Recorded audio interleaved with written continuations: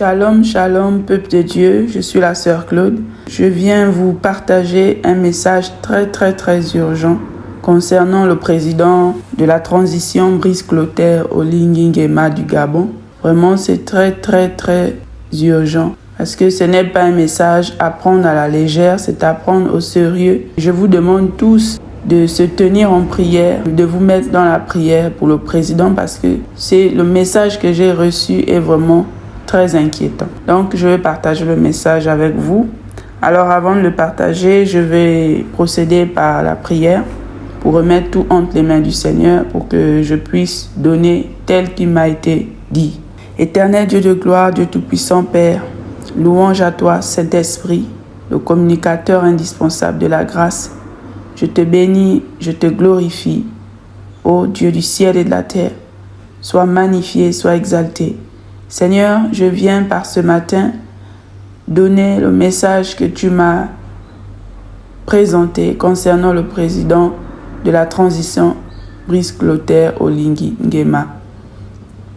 Père Céleste, donne-moi les mots justes afin que je puisse apporter ce message au peuple de Dieu et que chacun de nous puissions nous lever en prière pour le président, pour le Gabon tout entier.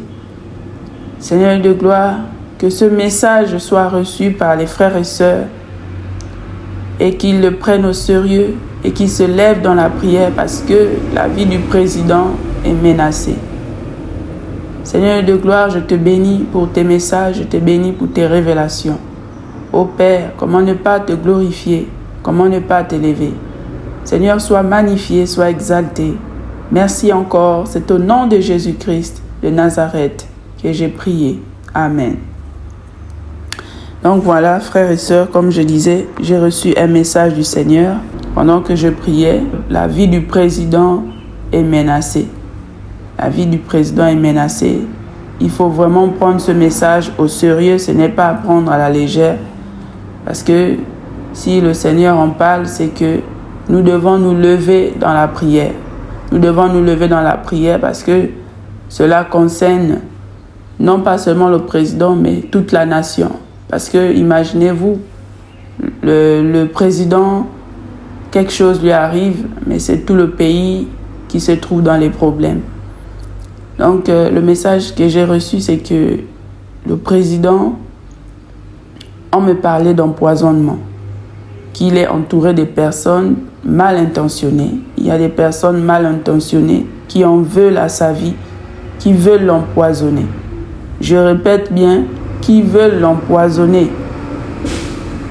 Et quand je regarde les images du président, peu importe l'actualité, quand je regarde les photos du président, c'est marqué sur son front poison, poison. Donc c'est ce message-là que je voulais donner urgemment au peuple de Dieu, que le peuple de Dieu du Gabon et à travers le monde puisse se lever en prière pour qu'une telle tragédie n'arrive pas à ce monsieur. Vraiment, comme j'ai déjà partagé un message sur lui, s'il y en a qui suivent bien les vidéos de Famille en Christ, j'avais déjà donné un message à propos du président. Mais là encore, je reviens avec ce message-là qui m'a été donné clairement que le président, sa vie est menacée, on veut l'empoisonner. On veut l'empoisonner. Donc, il faut que nous nous levons, il faut que les Gabonais se lèvent, les chrétiens se lèvent pour prier pour qu'une telle chose n'arrive pas. Vraiment pour qu'une telle chose n'arrive pas.